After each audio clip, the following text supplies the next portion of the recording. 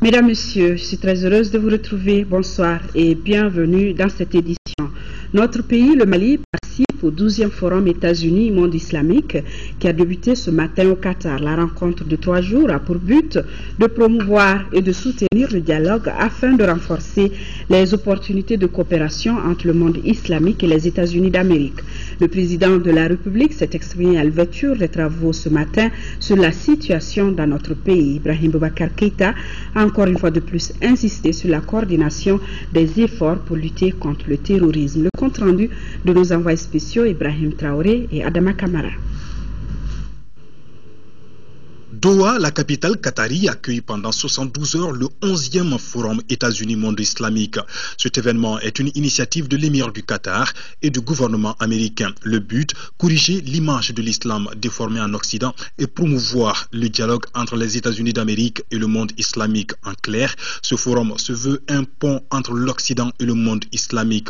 Parmi les invités de marque, le président de la République, Ibrahim Boubacar Keïta, est venu expliquer les multiples enjeux et défis liés à la sécurité et à la paix auxquels fait face le Mali. Il est vrai qu'il y a un besoin pressant de paix et de sécurité dans le monde. Mais la région du Sahel à laquelle appartient mon pays, le Mali, a un besoin encore plus immédiat de paix, de sécurité et de stabilité. Créer les conditions d'une riposte efficace au terrorisme international, tel est l'un des défis majeurs que nous devons relever pour la défense de la justice, de la paix et de la sécurité au bénéfice de nos communautés et de l'humanité. Il y a donc un vieux terreau musulman islamique dans lequel le Mali est imprégné, dans lequel le Mali baigne depuis des siècles. Il ne s'agit donc pas d'un pays de néophytes, de nouveaux convertis à l'islam, de gens qui découvrent l'islam. Donc, le prétexte d'islamisation est un prétexte totalement faux. Dans un pays où se trouve l'une des plus vieilles cités du monde musulman, Tombouctou, la merveilleuse. Tombouctou, la mère des cultures. Tombouctou, la mère des savoirs. Tombouctou, la bibliothèque musulmane universelle. Ce pays, cette ville, dont nous sommes fiers au Mali, qui a failli être détruite par des ignorants au motif de lutte contre l'idolâtrie, des vestiges de civilisations passées, de l'art musulman ont été mis par terre en miettes. C'est contre cela que le monde entier s'est indigné et est venu à notre secours au Mali pour arrêter cette ignominie. Terre d'islam, le Mali l'a été et le demeure. Ces agresseurs d'un autre âge nous ont causé un tort immense, allant jusqu'à s'aimer le doute dans l'esprit de ceux qui sont nés dans l'islam et qui, des générations durant, ont été pétris des vraies valeurs de l'islam. Aussi, l'irruption violente en 2012 sur la scène religieuse de ce type d'islam a été pour beaucoup de nos compatriotes un choc, voire un traumatisme, d'où la nécessité d'une analyse approfondie et d'un débat doctrinal sur la forme de pratique de l'islam dans mon pays ainsi qu'au Sahel.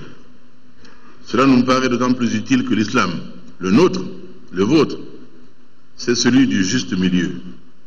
C'est un islam respectueux de la dignité humaine, engagé dans la protection du faible et de l'orphelin, déterminé à être solidaire et à apporter l'assistance à son voisin, à promouvoir la paix et la concorde. Le Mali bénéficie du soutien de toute la communauté internationale pour lutter contre le terrorisme, pour libérer définitivement le pays. Beaucoup reste encore à faire, a insisté le chef de l'État. Dans notre combat pour le respect de la dignité, le respect de notre souveraineté et de l'intégrité territoriale de notre pays, le respect de la forme laïque et républicaine de l'État malien, nous avons enregistré le soutien actif de toute la communauté internationale. Cette dernière a vite compris que la crise malienne débordait largement le terrain malien. Elle a noté les prémices d'une menace gravissime pour la région du Sahel, pour le continent africain et même pour la sécurité internationale. Celui d'exprimer la forme de gratitude du peuple malien pour tous les frères et amis qui sont venus au secours. Une étape significative a été franchie avec l'adoption par le Conseil de sécurité de résolutions dont la 2100 autorisant le déploiement des forces militaires internationales au Mali. Elles établissent les bases de la légalité internationale dont certains de nos amis avaient besoin pour nous aider efficacement à notre pays. L'intervention de la force commun n'a pas rendu l'âme. Le forum est un dialogue culturel pour construire la paix et la stabilité du Mali en a fort besoin, notamment dans sa partie septentrionale. Nous avons une foi inébranlable en notre peuple et en ses capacités de créativité. Nous avons la ferme conviction que dans un avenir proche, notre pays et notre continent retrouveront leur marque initiale. Il y a là des hommes et des femmes capables, par la fermeté de leur volonté et par l'apprêter au travail, tracer un avenir radieux et conforter l'espoir de notre peuple dans le sens de la paix, de la sécurité et de la prospérité et du bonheur. Aussi, dans le souci global, d'un règlement global et définitif de la crise du nord du Mali, nous avons engagé un processus stable de facilitation dont les premières manifestations ont été l'organisation des États généraux de la décentralisation, des assises nationales sur le Nord, ainsi que des forats régionaux à Gao et à Tombouctou. Le but a été de trouver, par une approche participative et inclusive, les meilleures réponses aux frustrations et revendications exprimées par les diverses communautés à la nation malienne.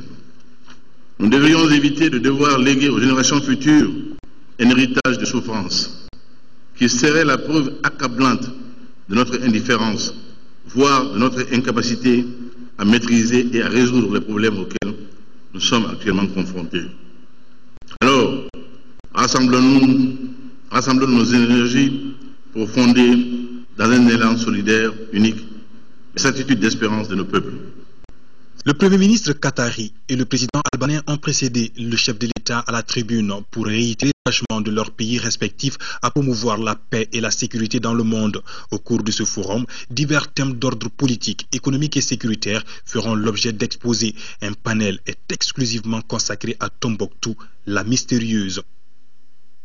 Et justement, parlant de la session spéciale consacrée à Tombouctou, le sujet est auparavant au centre des échanges que le président de la République a eu avec l'émir du Qatar. Il a été également question de la coopération bilatérale. Le président Ibrahim Boubacar Keïta est au micro de nos envoyés spéciaux. C'est une belle option de rencontre nord-sud et surtout de rencontre de civilisation et de culture. C'est une très bonne idée que ces rencontres dans le cadre du Forum de Doha, États-Unis, monde musulman. Cette édition de cette année à laquelle nous avons été conviés a beaucoup d'ambition. Et surtout, en tant que Maliens, nous retenons avec fierté que Tombouctou a été retenu comme l'un des thèmes principaux. Tombouctou en tant que symbole de rencontre de culture, symbole une causerie culturelle insigne et une fierté du monde musulman. Tombouctou dépasse de loin le cadre malien, nous le savons, mais que cela soit magnifié ici aujourd'hui pendant les jours qui viennent à Doha est une grande satisfaction et nous avons tenu à le dire. Je crois que c'est un bon prélude, ainsi que je l'ai indiqué également, à notre prochain séjour aux États-Unis, notre prochaine visite aux États-Unis où nous serons avec le président Obama en interrogation par rapport à toutes ces questions et les questions de la paix, de la sécurité mondiale et du développement. Et je crois que ce sont autant de sujets de préoccupation aujourd'hui pour les Maliens et comme pour tous les hommes de bonne volonté à travers le monde. Et l'émir Al-Thani, la Brookings Institution et l'institution Saban sont à leur œuvre d'avoir eu ce souci-là, d'organiser un tel forum avec un tel thème central et de nous y associer. Monsieur le Président, vous sortez d'une rencontre tout à l'heure avec l'émir. J'imagine qu'il a été également question de coopération entre les deux pays. Oui. On a fait le tour des questions qui nous intéressent au plan économique, bilatéral, et je dois dire ma totale satisfaction par rapport à tout ce qui a été convenu entre nous. Et je crois qu'une mission également du Qatar vient juste hier de rentrer de Bamako, que j'avais reçu déjà à Bamako, Et tout cela est convergent et va dans le bon sens. C'est donc de bons signes. Nos envoyés spéciaux reviendront demain sur la session spéciale consacrée à Tombouctou et vous pourrez suivre juste après cette édition l'intégralité de l'intervention du président de la République à l'ouverture de ce forum. Ici à Bamako, amener un changement de comportement par la sensibilisation pour moins d'accidents sur nos routes. C'est le message véhiculé par SOS Abba à la cérémonie d'anniversaire de la mort du jeune Abba victime d'un accident de la route. La cérémonie était présidée par l'épouse du président de la République, Keita Aminata Maïga. Compte rendu signé Nyanya Aliou Traoré. Quotidiennement, quand je sors, c'est simple, il suffit juste seulement d'enlever le foulard. Une fois que tu es sur la moto, tu mets le casque et une fois que tu arrives à destination, tu mets ton foulard. Malheureusement, à l'image de cette jeune dame, les exemples sont assez rares, même très rares en matière de bon comportement sur les voies. Justement, pour inverser la tendance, l'association SOS Abba se bat au quotidien et ce pour plusieurs raisons. Perdre un enfant n'est pas une chose facile. Et que Abba n'est plus, mais ma lutte n'est plus pour Abba, mais c'est pour les autres enfants. Force est de constater que la route fait des victimes chaque jour. Tenez-vous bien, au cours de l'année 2013, la police nationale a enregistré dans la catégorie des motos 1796 cas d'accidents occasionnant 65 décès et 2290 blessés. La plupart des accidentés sont jeunes de moins de 16 ans. C'est à cette couche vulnérable que l'international Seydou Keita et ses coéquipiers de Sidafoot s'adressent. Porter le casque, ne pas conduire avec le téléphone et quand on est sur la route, ne pas essayer d'aller très vite, respecter le feu, ainsi de suite. Les autorités assurent leur appui permanent à l'endroit des services, associations et personnes ressources impliquées dans la gestion de la circulation routière.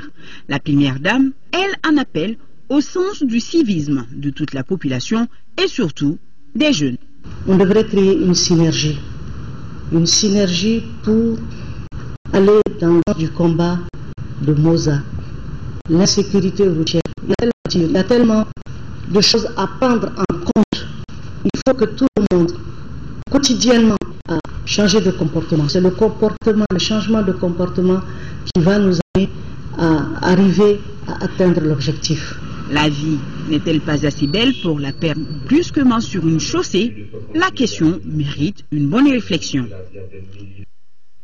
Atelier d'évaluation des besoins des entreprises exportatrices et à vocation exportatrice. 3 jours de travaux pour discuter de divers thèmes dont l'exportation des produits maliens, la problématique du financement des exportations du Mali ou encore les missions de l'APEX. La cérémonie d'ouverture a présenté plusieurs ministres. Compte rendu, Mahamadou Doumbia. L'évaluation des besoins des entreprises exportatrices et à vocation exportatrice, c'est le contenu d'un atelier initié par l'Agence pour la promotion des exportations du Mali en collaboration avec le département du commerce. Créée en 2011 avec un démarrage difficile suite aux événements de 2012, l'Agence pour la promotion des exportations du Mali se donne aujourd'hui comme priorité favoriser et encourager l'exportation de nos différents produits vers des destinations assez diversifiées. Il est essentiel que le présent atelier permette de recenser les différentes préoccupations de tous les acteurs impliqués.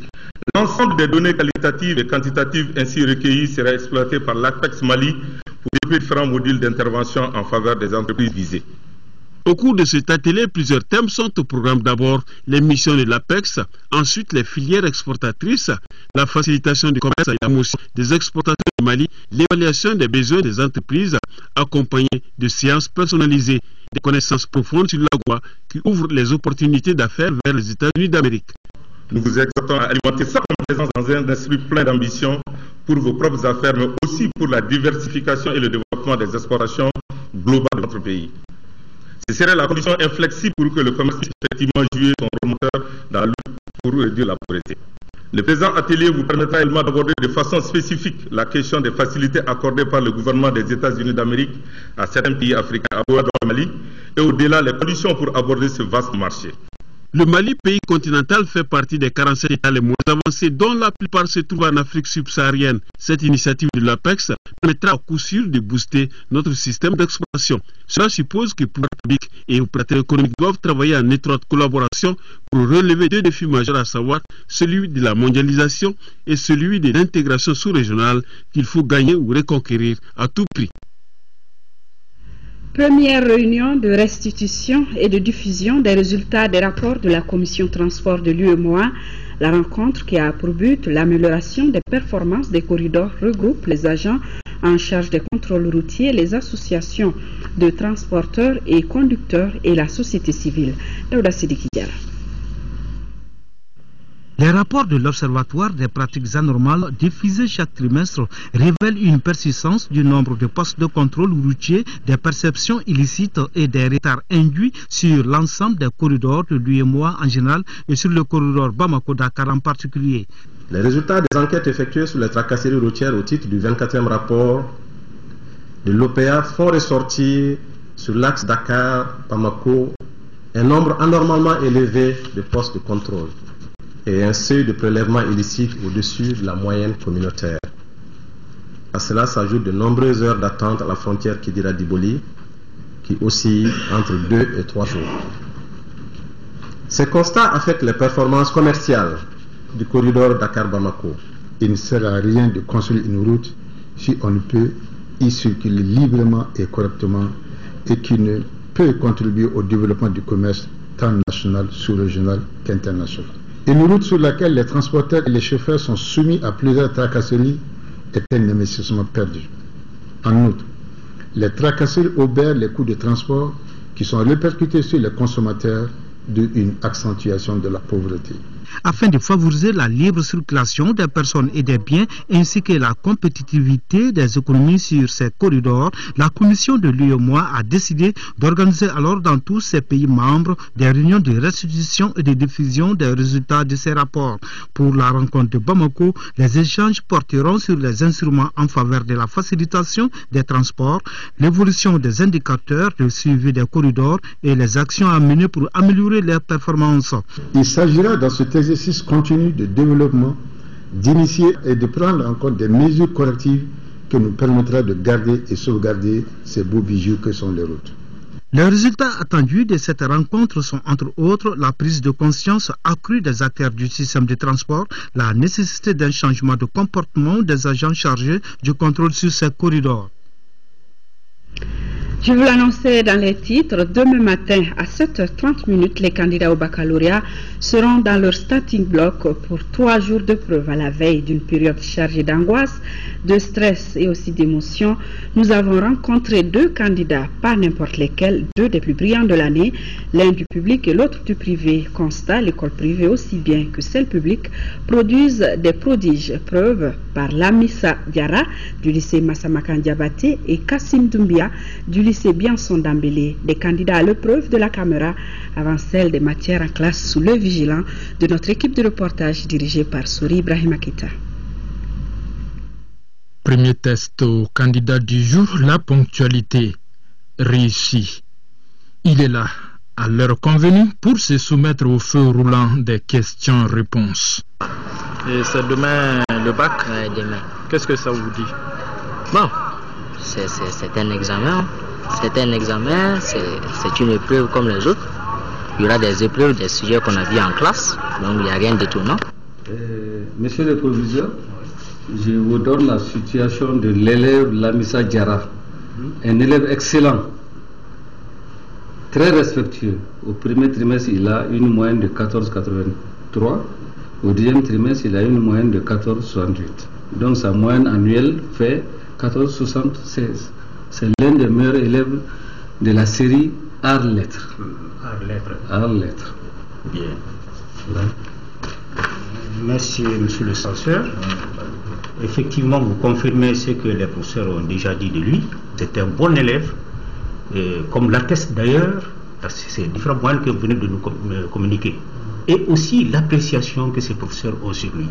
Il ne t'arrive pas d'éloge sur cet enfant-là, qui heureusement se trouve être l'enfant d'un professeur d'ici, de français d'ici. Cette année, j'ai participé à 2 concours cette année. Le premier concours, c'était un concours de la francophonie, un concours d'orthographe. Je suis sorti deuxième de ce concours-là. Comment vous avez préparé l'année scolaire? Bon, depuis le début de l'année, je me suis mis en tête que j'ai un examen à la fin. Je dois faire un examen. Donc, depuis le début de l'année, je mène des recherches, je fais des lectures, puisque ma série même est une série littéraire. Donc, la série littéraire demande des lectures. Donc, je fais des lectures, je fais des recherches.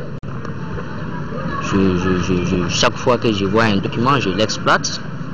Tout ça pour préparer l'examen. Je suis régulièrement les cours, j'écoute les professeurs, j'écoute les explications.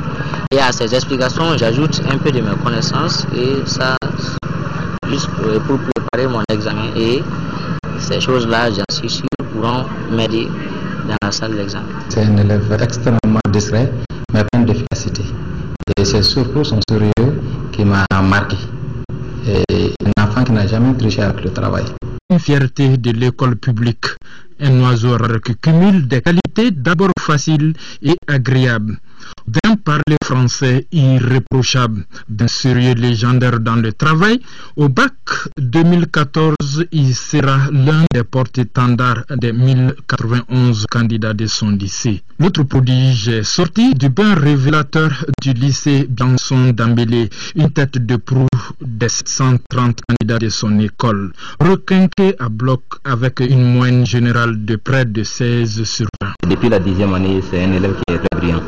Et c'est nous-mêmes qui avions décidé qu'il se rende vers les séries scientifiques. Et il a accepté. Et cette année, vraiment, il nous a donné une pleine satisfaction. C'est demain que le bac, c'est demain. Ça commence demain et nous comptons beaucoup vraiment sur ses performances. Demain, c'est le bac. Bon, il nous prend. Idal, qu'est-ce que vous en pensez? Bon, le problème de la situation à Kidal aujourd'hui, nos gouvernants l'ont dit, ce n'est pas une situation qu'on peut régler du jour au lendemain et ce n'est pas une situation qu'on peut régler avec les armes. Il faudrait dialoguer, comme le dialogue c'est l'une de nos valeurs précieuses, donc il faut toujours dialoguer. Mais non, à la fin du dialogue, si le dialogue n'aboutit pas, car il y a toujours dans un dialogue, il y a toujours ceux qui veulent dialoguer et ceux qui ne veulent pas. Maintenant, à la fin, si le dialogue n'aboutit pas, il y a d'autres mesures qu'on peut prendre. Parce que c'est ce que la communauté internationale même réclame. On a mis quel âge, vous savez? J'ai 17 ans cette année. Merci bien. Okay. Merci beaucoup. Bonne chance. Ouais, merci beaucoup. Très bientôt. Merci. En tout cas, très bonne chance à tous les candidats au baccalauréat. Gardez surtout votre sang-froid et tout ira bien, Inch'Allah. Séance de travail entre la commission de défense de l'Assemblée nationale et la cellule de lutte contre le terrorisme d'Interpol cet après-midi à l'hémicycle. Il s'agit de conjuguer les efforts entre les deux parties. C'est une initiative de la commission de défense de l'Assemblée nationale. Isaac Thieno. Conjuguer les efforts en vue de lutter contre le terrorisme dans notre pays, tel est l'objectif de cette rencontre entre la Commission de la Défense nationale, de la sécurité et de la protection civile de l'Assemblée nationale du Mali et une délégation de la cellule de lutte contre la sécurité publique et de la cellule maritime d'Interpol. Une initiative salutaire. Nous avons discuté de beaucoup de choses. En fait, c'est comment Interpol, une organisation internationale policière qui contient 190 membres, comment on peut aider le Mali contre le crime organisé et aussi le terrorisme. On a discuté beaucoup de choses. On a trouvé des manières où on peut travailler ensemble. Bien que Interpol, c'est une organisation neutre et indépendante, on attend toujours aux pays membres de nous demander une aide. Alors c'est ça qu'on attend officiellement du gouvernement et nous on est là pour aider le Mali. La cellule antiterroriste d'Interpol a été invitée par la commission défense. Bien sûr, nous avons associé le ministère de la Sécurité, car c'est le ministère de tutelle de la police nationale et donc du bureau local aussi d'Interpol. Donc c'est un peu voir aussi quelles sont les synergies qu'on peut avoir avec les autres forces de police à travers le monde sur des volets qui font l'actualité ici aujourd'hui. Vous savez que la lutte contre le terrorisme est un fléau mondial qui concerne tout le monde Une attaque qui peut être perpétrée sur le sol malien peut être préparée à des kilomètres du territoire malien. Donc comment est-ce qu'on va mettre nos enquêteurs, nos services judiciaires, les forces de police en synergie avec d'autres pour que les forces de police maliennes puissent avoir accès à leur base de données et que aussi eux puissent partager leurs informations et qu'ils puissent aussi avoir accès aux informations que les forces de police maliennes ont à leur disposition. La sécurité des personnes et des biens reste l'une des priorités du Mali. Et le ministre de l'Intérieur et de la Sécurité, le général Sada Samake, qui convie les responsables des partis politiques à une séance de travail qui se tiendra le vendredi 13 juin 2014 à partir de 9h dans la salle de conférence du gouvernorat du district de Bamako. Hors du jour, examen des mesures consensuelles à arrêter en vue de l'organisation des élections communales, locales et régionales de 2014. Vivre ensemble, se pardonner et reprendre les activités économiques. Voilà le message du président de la République et du gouvernement rapporté par le ministre de l'Environnement, de l'eau et de l'assainissement aux populations du Gourma. C'était lors d'une rencontre avec les délégués des communes de Haribomo, Innadiatafan et Bambara Maoudé. Envoyés spéciaux, Seydou Sissoko, Siratigi Traoré. Ici, c'est Bambara Maoudé, ville tampon entre le Aéré et le Gourmand, zone écologique où cohabitent Songui, Touareg, Peul, Bamana, Arabe et Bella. Bambara Maoudé, véritable mosaïque linguistique et culturelle, a été choisi par le ministre de l'Environnement, de l'eau et de l'assainissement pour apporter aux populations le message de paix du président de la République. On appelle effectivement à se pardonner. Un appel pour que les Maliens du Gourmand, de Bambara Maoudé, des 3 communes de Haribomo, Innadiatafan, Bambara Maoudé, pour lesquelles ces forages-là ont été réalisés, que ces populations se pardonnent, qui se retrouvent pour mener et reprendre, surtout reprendre les activités. Les activités, c'est lesquelles dans cet espace? C'est des activités pastorales. Bientôt, ce serait l'hivernage. Vous avez vu l'état cachectique des animaux. C'est ça le travail de ces braves populations. Et voilà pourquoi j'ai lancé cet appel, un appel d'abaissement et de reconstruction de notre pays. Il faut savoir se pardonner, ne pas continuer à regarder dans le rétroviseur. La paix s'imposera à tous. Ce qui est réel, c'est seulement la vérité. Pas de bruit communicationnel entre l'émetteur et le récepteur. Le message est reçu 5 sur 5. Nous apprécions aujourd'hui le message du gouvernement malien livré par notre ministre parce qu'aujourd'hui, nous-mêmes nous ressentons que nous avons le plus besoin de la paix. Parce que rien ne vaut la liberté. Cette liberté que nous avons perdue depuis 2012, l'image se répercute sur nous. Nos activités génératrices de revenus sont bloquées. Nous ne savons même pas comment vivre là où il n'y a pas la paix. D'une réception de station d'eau à une rencontre d'apaisement, le ministre Maïga aura démontré une fois de plus que la volonté du gouvernement est de conférer aux Maliens leur cohésion d'antan et leur humanisme légendaire. Avant Bambara Maoudé, le ministre Ablaye Idrissa Maïga a rencontré les cadres régionaux de son département à Ségou. Au cours de cette rencontre, les maîtres mots ont été la sanction de la faute et la récompense du mérite. Et le ministre de la Santé et de l'Hygiène publique était également à Ségou la semaine dernière sur place. Il a pu visiter les réalisations effectuées par les Pays-Bas à l'hôpital Nyanankorofamba. Le compte rendu de Fatoumata Kone. Après l'étape de Massina, le ministre de la Santé et de l'Hygiène publique s'est rendu à Ségou.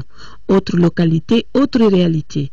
À l'hôpital Nyanankorofamba, le ministre Kone a visité le laboratoire, les urgences, la salle pour consultation VIH-Sida. Ousmane Kone constate quelques difficultés. Bon, l'hôpital de Ségou, l'objet de la visite, c'est effectivement de voir aussi les réalisations qui ont été financées par les partenaires des Pays-Bas dans le cadre de ce que nous avons appelé le renforcement de la zone tampon. Et nous avons pu nous rendre compte que des équipements ont été livrés. Bon, là aussi, il y a quelques équipements qui ont été livrés qui ne sont pas fonctionnels. Bon, nous allons revoir les fournisseurs, lui donner un délai pour que ces équipements soient fonctionnels. Le ministre s'est également rendu au chevet des victimes d'un explosif qui traînait dans la zone tampon. Il a remis du matériel sanitaire destiné aux urgences de la structure. Ce don est un appui des Pays-Bas. Il y a des cadres qui savent manipuler ce matériel, donc qui savent bien l'utiliser, et ça donne plus de meilleurs services aux patients. Donc je suis très contente de ça. C'est pas encore fini, il y a d'autres travaux qui vont être faits, il y a quelques réflexions à faire. La réalisation du centre de santé de référence de Messina et la remise des équipements à l'hôpital Nianankoro Fomba de Ségou sont le fruit de la coopération Mali-Pays-Bas.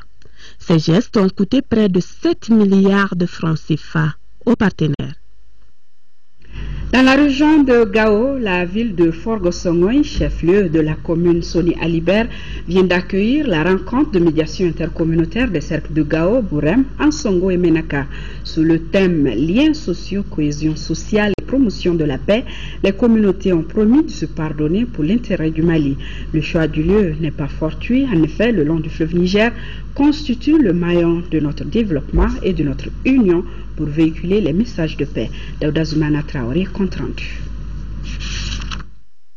Préoccupés par les récents événements de Kidal, les communautés Songoy, Tamashek, Peul et Arabe des 4 cercles de la région de Gao, c'est la raison pour laquelle elles se sont réunies à Forgo Songoy, cercle de Bourem, pour faire émerger la confiance réciproque entre elles.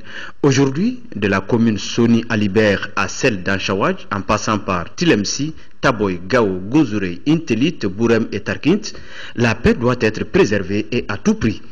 Aujourd'hui, plus que jamais, nous avons tous le devoir de sauver l'essentiel qui est le bien commun, la patrie.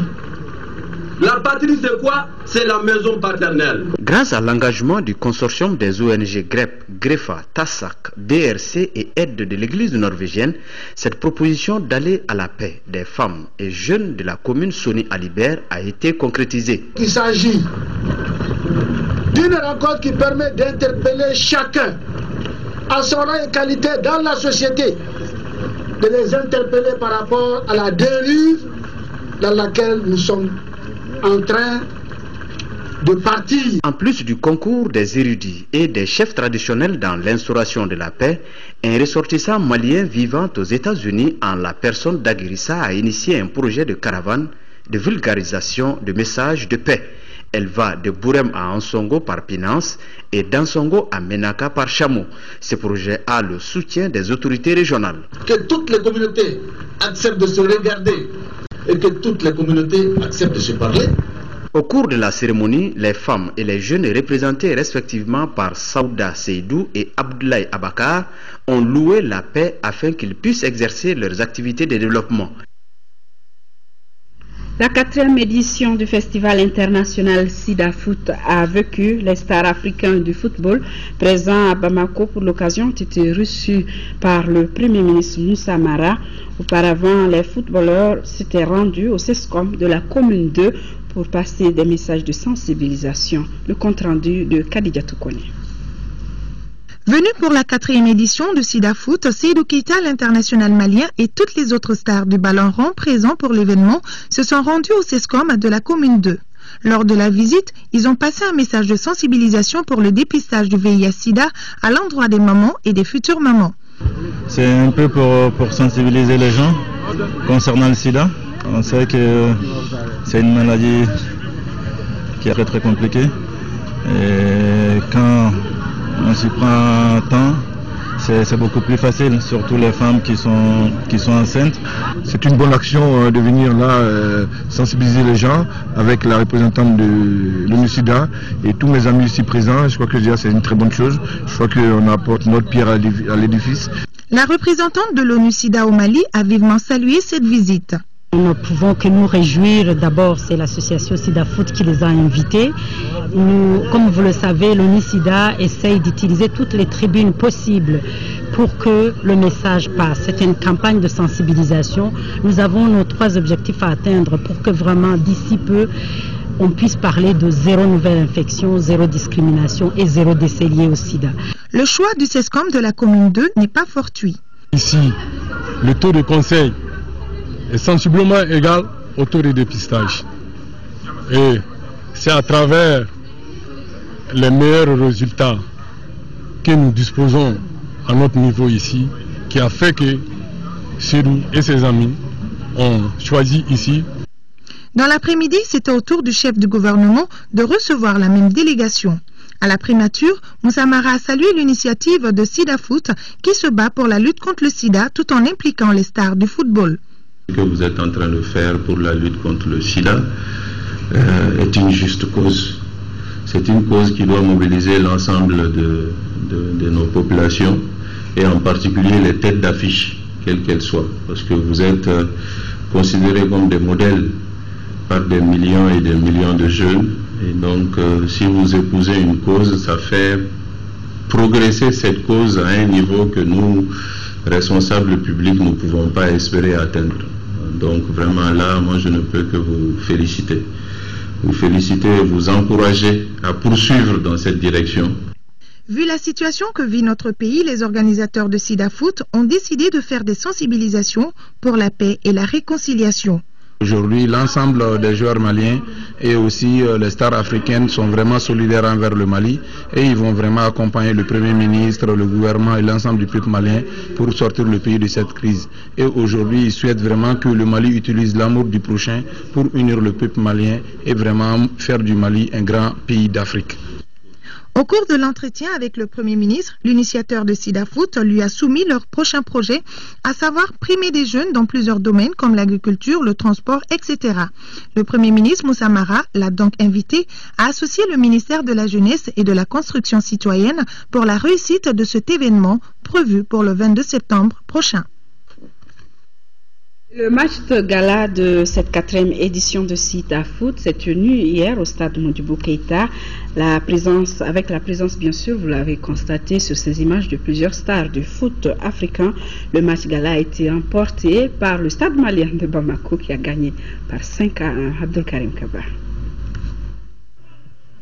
Placée sous le signe de la réconciliation nationale, la 4e édition du Festival international Sida Foot a drainé beaucoup de monde au stade Modibo Keïta. Sur les pancartes et banderoles, pouvaient lire des mots exprimant la paix et l'unité malienne. Le match de gala a opposé le stade malien de Bamako, champion en titre, à l'équipe de Sida Foot. Sur la pelouse, la présence des anciens footballeurs et stars du football africain est effective. Entre autres, Abdoulaye Traoré Di Ben Badi, Omar Ben Salah, El Hadji Diouf, Khalilou Fadiga. Le match de gala a tourné à l'avantage du stade malien de Bamako qui gagne 5-1. Le représentant du Premier ministre a salué l'initiative du festival Sida Foot. Nous avons été gratifiés d'un excellent match de football. Le sida est là, mais le sida n'est pas une fatalité. C'est la raison pour laquelle M. le Premier ministre exhorte la jeunesse malienne à s'impliquer de façon permanente dans la lutte contre le sida. L'initiative est très noble. Maintenant, ce qu'il faut faire, c'est de pouvoir le faire chaque année parce que je crois que c'est bon pour les Maliens. Ça me fait toujours plaisir de refouler la terre malienne.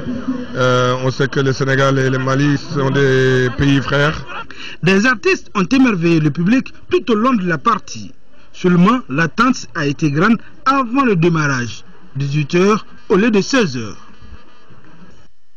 Et nous retournons dans nos régions. 5e région, justement, c'est le cercle de Bankas qui a constitué la dernière étape de la caravane agricole Sénékouna Fonitama de Toguna au CP Maroc. Cette caravane a pour objectif de booster les productions agricoles locales à travers la diffusion de techniques performantes. ORTM Mopti Yakuba Mega. C'est à Bankas, un des principaux bassins de production de la région de Mopti, que la première édition de la caravane agricole Sénékouna Fonitama vient de connaître son épilogue. Cette initiative de Toguna Agro-Industrie et son partenaire marocain, l'Office chérifien des phosphates, vise à booster les productions agricoles locales à travers la diffusion de techniques performantes. Aider la terre à nourrir les hommes, ce n'est pas seulement produire et vendre d'engrais, mais c'est faire en sorte que cet engrais conduisant à une meilleure production agricole en quantité et en qualité. On est en train de faire l'agriculture, mais sans savoir l'engrais que le sol a besoin.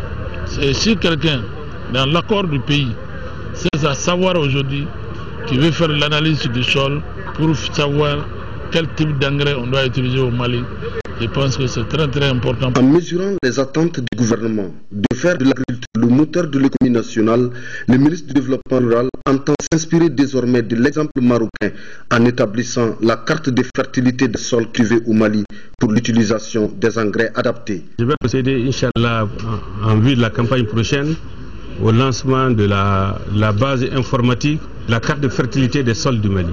L'Union nationale des coopératives, le GIE, la Direction nationale de l'agriculture vont, Inch'Allah, pour la campagne 2015-2016, procéder à leur commande d'engrais en fonction de cette carte-là. Cette caravane a été aussi l'occasion de récompenser à chaque étape les producteurs les plus méritants.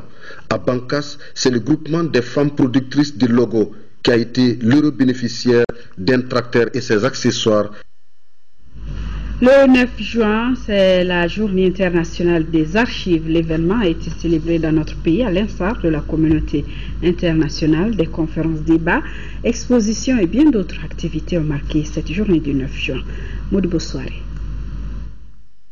Les archives sont des documents créés, reçus et conservés à titre de preuve et d'information par une organisation ou une personne pour répondre à des obligations juridiques ou au cours des transactions. C'est fort de ce constat que le Conseil international des archives a décidé, lors de son assemblée générale à Québec au Canada en novembre 2007, de la célébration chaque année le 9 juin, journée internationale des archives. Une tradition respectée depuis son institution pour la 4e fois dans notre pays. Cette année, le thème majeur de la conférence porte sur le patrimoine archivistique en danger, quelle stratégie de préservation dans les zones en conflit, suivi d'un thème secondaire intitulé le rôle des archives dans la construction du dialogue et de la paix, le cas de la justice transitionnelle. Cette année, au Mali, la célébration de la Journée internationale des archives se tient dans un climat de tension suite aux événements douloureux qui se sont déroulés à Kidal le mois dernier. Une action est la réorganisation et la mise en place effective des services d'archives après l'occupation des régions du nord du Mali par les djihadistes et leurs alliés. Que dire du patrimoine archivistique, base de toute organisation administrative, sans oublier que certains services d'archives de ces régions recèlent encore de fonds d'archives historiques très importants tels que ceux de Tombouctou, de Goulam, de Gao. L'ouverture de cette journée internationale des archives a été surtout marquée par le vernissage d'une exposition de photos et autres documents précieux de l'époque coloniale à nos jours. Une expo ouverte au public jusqu'au vendredi 13 juin 2014. Cette exposition, elle est divisée en deux parties. D'abord, une exposition thématique centrée sur les différents paysages d'architecture traditionnelle moderne de la période coloniale, aussi bien que sur les photos des personnages historiques et des personnages indigènes que la collection Fortier a réalisé entre 1906 et 1920. Ce patrimoine archivistique se veut donc un témoignage sur le développement économique, politique et socioculturel pour notre pays. Ces documents constituent également une véritable source d'information de premier plan. Cette journée a été mise à profit par ses organisateurs afin de débattre des avantages sur les archives à travers des conférences animées par des historiens. L'un des objectifs spécifiques de la Journée internationale des archives est de promouvoir et faire connaître à un très large public des documents uniques, extraordinaires et rares conservés dans des institutions d'archives pour la mémoire collective. Du 12 au 19 juin, notre capitale abritera la rencontre des experts étrangers et maliens sur l'opérationnalisation de Bamako Horizon 2030. En prélude à cette rencontre, les experts de l'urbanisme et les élus du district de Bamako se concertent pour finaliser les préparatifs. Sur le sujet, nous vous proposons d'écouter le maire du district, Adama Sangaré. Il est au micro de Moussa Fane. La ville de Bamako a initié un très grand projet, une très grande réforme dans le cadre de l'urbanisation de la ville. En accord avec tous nos partenaires et surtout avec l'Agence française de développement et l'ambassade de France, nous avons structuré ce projet dans le cadre de rendre Bamako encore beaucoup plus fluide, plus vivant, plus propre, et cela avec une mêlée engagée. Aujourd'hui, après Africité, Après les différentes rencontres que nous avons eues avec les ateliers internationaux Sergi, les experts de 7-8 pays se rencontrent du 12 au 19 afin de finaliser le projet qui a déjà une ossature nationale. C'est la dernière ligne droite afin que nous puissions, en accord avec l'ambassade de France, avec l'Agence française de développement et les autres partenaires, faire prendre en charge un certain nombre de projets avec cette grande rencontre Afrique-France qui verra Bamako abriter tous les chefs d'État francophones. Du 12 au 19, il y a un jury qui sera là avec des urbanistes, des ingénieurs, des architectes, des sociologues pour voir les projets dans sa phase finale. Aujourd'hui, qu'est-ce que nous allons retenir? Quelles sont les priorités? Quand est-ce que le projet va démarrer? C'est de tout cela qu'on doit parler. Récompense de l'effort et du mérite aux personnalités qui ont marqué l'actualité par des actes citoyens de l'agence IDS Communication. C'était à Sikasso en présence du ministre de la Santé et celui des Sports. Compte rendu, Sekou Konaté. Dénommée Gala des trophées de reconnaissance du Mali, la présente soirée est une initiative de IDS Communication. Et elle vise à respecter une des vertus cardinales de notre société, à savoir la récompense du mérite. Je dédie cette cérémonie uniquement pour l'unité de notre pays, uniquement pour la paix. Et les autorités régionales de saluer le choix de Sikasso pour abriter la 3e édition. 9 nominés des régions, de Kidal à Kaye, et un nominé national, le guide spirituel Chérif Ousmane Madani Haïdara. Il aura avec le nominé de Sikasso, Abdoulaye Diawara Diblo, arraché la vedette d'un gala qui doit constituer une invite à plus de performances, diront les ministres du gouvernement. Ces récompenses ne doivent pas être considérées comme un aboutissement, mais bien comme une invite à plus d'engagement auprès de vos populations. Les parrains de l'édition, Sadou Diallo de Gao, Ishaka Kansaï de Mopti, Soumaïla Tirera et Kissiman Diawara de Sikasso ont également reçu des distinctions pour leur accompagnement. Une soirée pleine et réussie et qui s'est achevée sur les bénédictions pour le Mali formulées par le guide spirituel Ousmane Chérif Madani Haïdara. Week-end culturel du Sénégal au Palais de la Culture, placé sous le signe de la paix et de la réconciliation. Il a vu la participation de plusieurs artistes. Moussa Tidjani Kanté est d'un très grand apport à la santé et les sites d'orpaillage constituent une autre source d'inquiétude pour les autorités sanitaires. Envoyé spécial Okaï, Tessira Dambélé et Idrissa Traoré.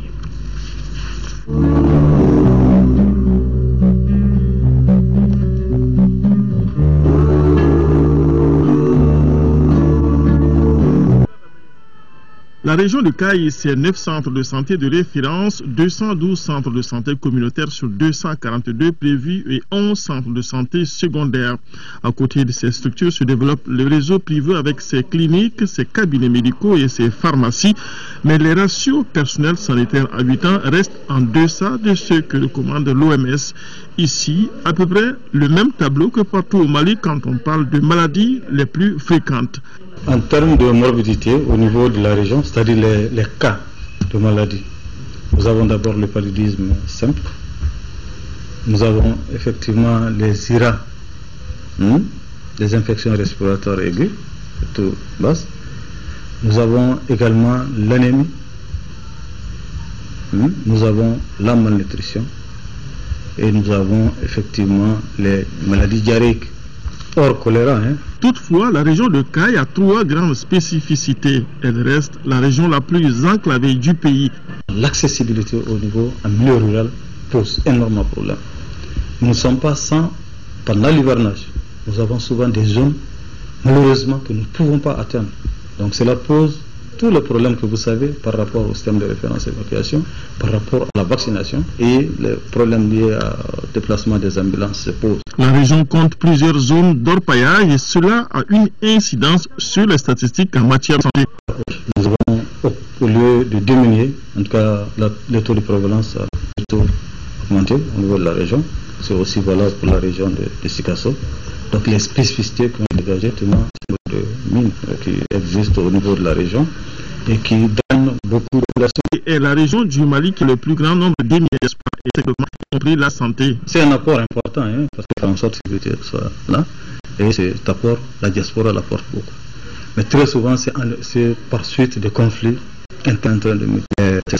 Qui ne restent ni en termes d'infrastructure, les critères qui sont retenus, les plans qui sont retenus, et aussi en termes de personnel. Au plan, le dépenses contraceptives dans la région est pas de 2,5 à 8% entre 2010 et 2014. Des résultats encourageants quand on sait que selon la dernière enquête démographique et de santé, les besoins de contraception ne sont pas satisfaits chez 31% des femmes et chez 55% des adolescents et jeunes. Surtout à la population rurale.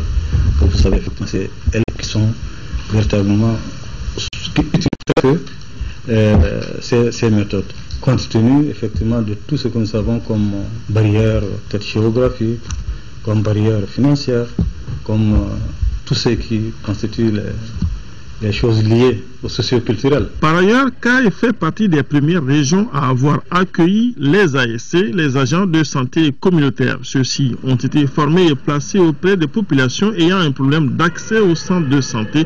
Aujourd'hui, leur prise en charge commence à poser problème malgré qu'ils aient été reconnus de grands apports dans la lutte contre la mortalité des enfants de moins de 5 ans.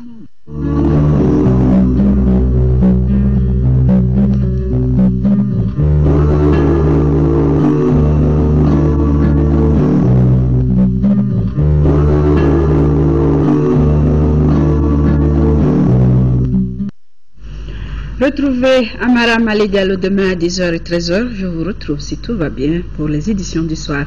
La présente s'achève. Merci d'avoir été de notre excellente nuit.